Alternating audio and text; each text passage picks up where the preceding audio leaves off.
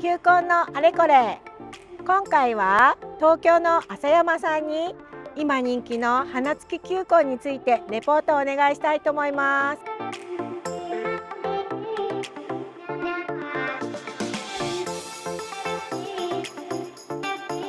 浅山さん、お願いします。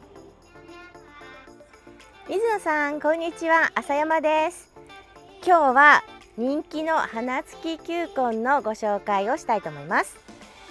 生産者の平野さんのところにやってきました。平野さん、作業されているようなので、これからお話を聞いてみます。平野さん、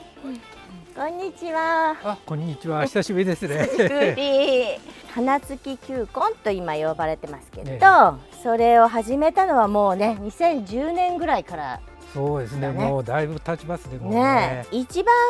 最初に火がついた品種っていうのはこのポリクロマだよね。これ。そうですね。チューリップとしてはポリクロマが初めですね。すごく可愛くて房咲きになって、しかも色が白。それとこのフォーメーションが1本ですごく絵になるっていうことで、素晴らしい品種です。可愛い花っていうのは原種系のものが多くって、チューリップとかね、球根花に関してですけど、だけど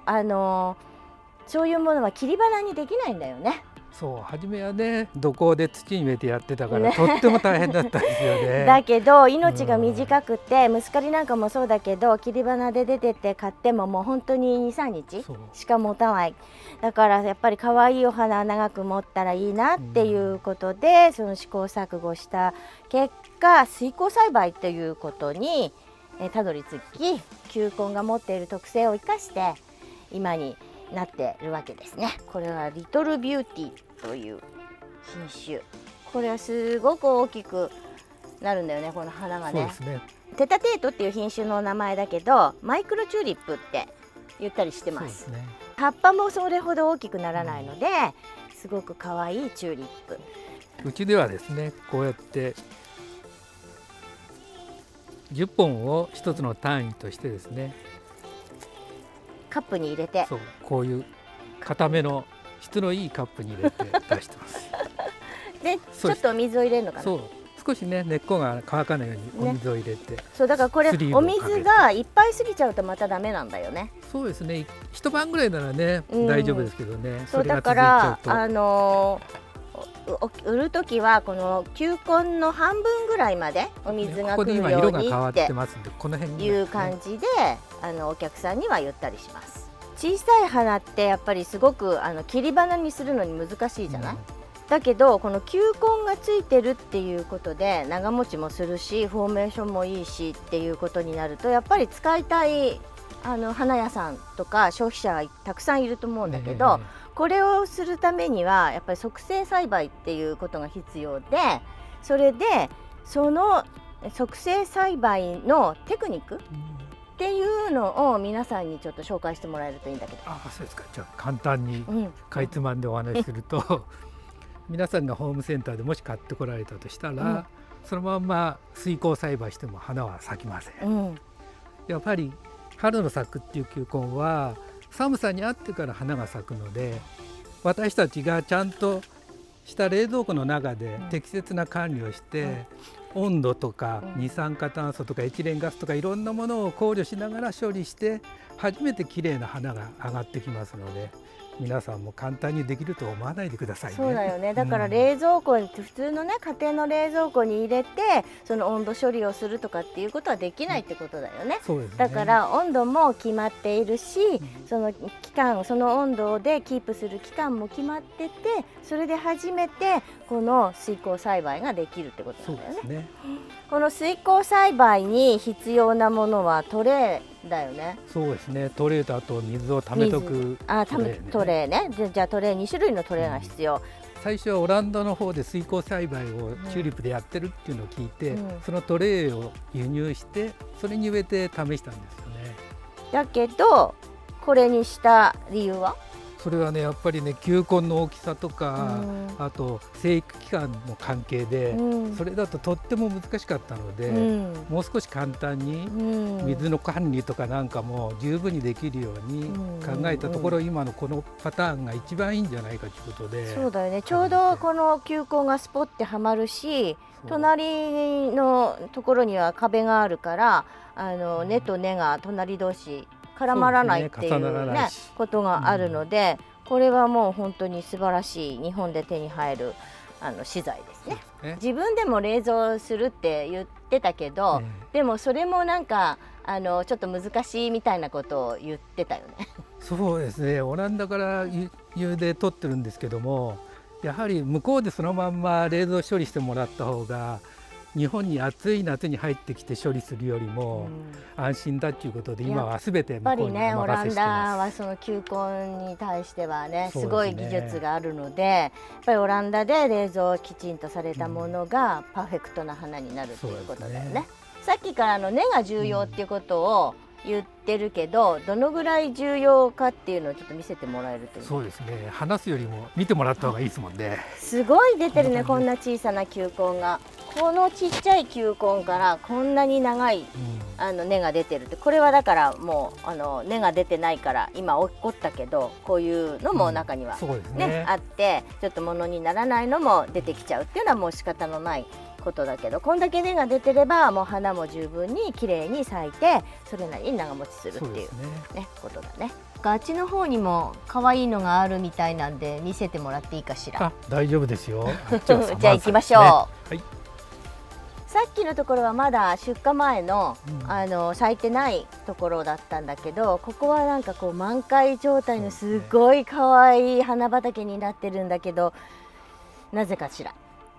これはね、来年のためのテストフィールドですね、簡単に言うと。そうなの、テストもしてるんだもんね。やっぱりお客さんの手に行って何日も持たないで枯れちゃったら話にならないですからね。そうだね、もうやっぱりこういうのを自分で探してちゃんと見てみないとね、分かんないですもんね。それで花がさっきのテタテートに似てるんだけど、もっと長いんだね。その時の状態を見て、来年はどのぐらいの温度をかけたらいいとか、冷蔵処理もうちょっとやってた方がいいのかななんていうふうに思いますよね。あと出荷のなんていうの、こう状態、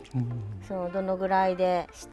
たらいいのかっていうこともあるしね。球根がついてるから長持ちするっていうことがあって、やっぱりこの原種系のミニ系のチューリップとかは球根がないともう本当に長持ちしないの。先ほど紹介してたこのミニ系原種系の小さいチューリップはこんなに小さい球根だから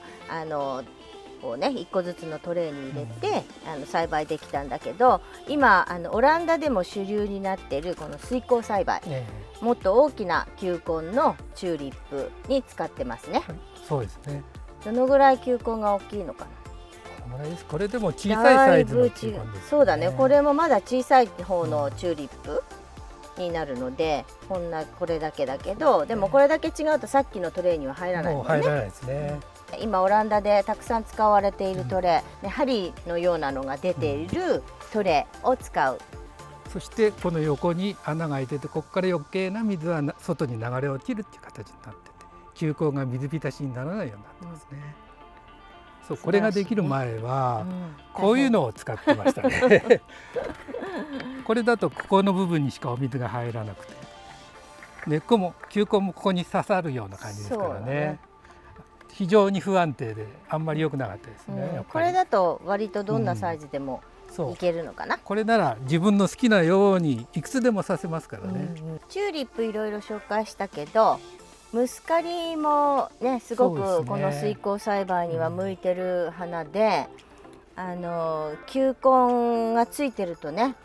すごくよく持ってつぼみもみんな咲いてくるからね。こうやって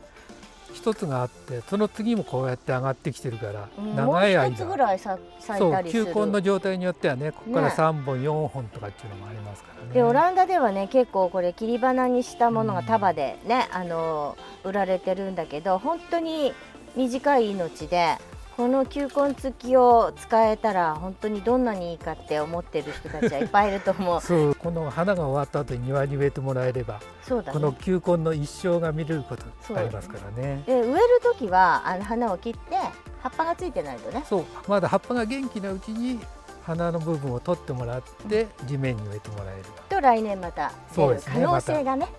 ありますね。お水はやってもらわないといけないけど、夏の間に忘れても大丈夫ですよ、水は。でチューリップの方は花が終わってすぐに葉っぱがダメになっちゃうものが多いので、葉っぱがないと球根が育っていかないから、そうですね、だから植えても次の年咲くっていうのは、この水耕栽培したものは難しい。そうですね、やっぱり、適してるのはムスカリぐらいですかね。ムスカリ、ヒヤシンス、その辺ですかね。そう、それでよく育てるっていうことではなく、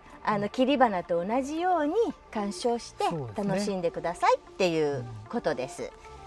面白い品種もあるね。そうですね。これはちょっと普通の花と違っていろんな色がね、ここに一つ入ってますけど、この咲き方もこうシングルだったりダブルだったりっていうんで、こうだとねマーブルっぽい感じに咲いてるんだけど、これで一つの品種の名前なんだよね。そうです、一つの品種。最初ね、入ってきた時になんか全然色々がバラバラだなと思ったけどこれがいいよね。そう、黄色オレンジ系が微妙な感じに咲いてくるっていうすごく魅力のある品種ですね。ヒヤシンスは今平野さんが水耕栽培をしている球根の中で一番大きな、そうですね、花だね。生育段階からずっと開花終わりまで楽しめる、そうだね。それでヒヤシンスも切り花があるんだけど、やっぱりこう咲いてくると頭が重くなってこう垂れちゃうので、中にワイヤーを入れたりとか支えをするっていう、ちょっと面倒なことがあったりするんだけど、球根がついてるとそういうことがあまり必要ない。そういうことはないですね。それでコンパクトに咲く品種もあり、あとはこう2本とか3本とか出る品種もあり、球根の大きさにもよったりするんだけど、もちろん品種による違いもあったりとかしてすごく楽しめる。でヒヤシンスが何よりも楽しいのはその香り、いい匂いですよね。花持ちもいいですしね。いろんな色があるし、平野さん今何品種ぐらいやってるのかな。今ね6色ですね。6色、白、ピンク、黄色、紫、青紫っていう、あと濃紺とか黒に近い色とか、ヒヤシンスもすごくいろんな色があるので、八重もありますか。そうだね、八重咲きっていうのもあるし、球根はどんなお花も奥深いので、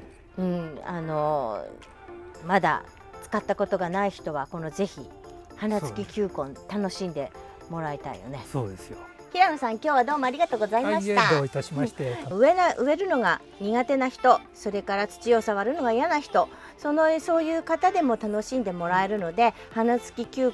根、ぜひ見かけたらお家に連れてってやってください。1本でも絵になります。ガラスのコップに入れるだけでも十分楽しめます。可愛い球根ぜひ飾ってもらいたいですね。そうですね、皆さんにこれ持ってるだけでもムスカリもすごくいい香りがします。でまだね、このポリクロマ咲いてないんだけど、咲いてきたらこのポリクロマチューリップもすごくいい香りがします。そしてヒヤシンスも、このチューリップもみんなそれぞれ個性的な匂いを持ってますので、皆さんどうか楽しんでみてください。可愛い球根ぜひ楽しんでください。ありがとうございました。どうもありがとうございました。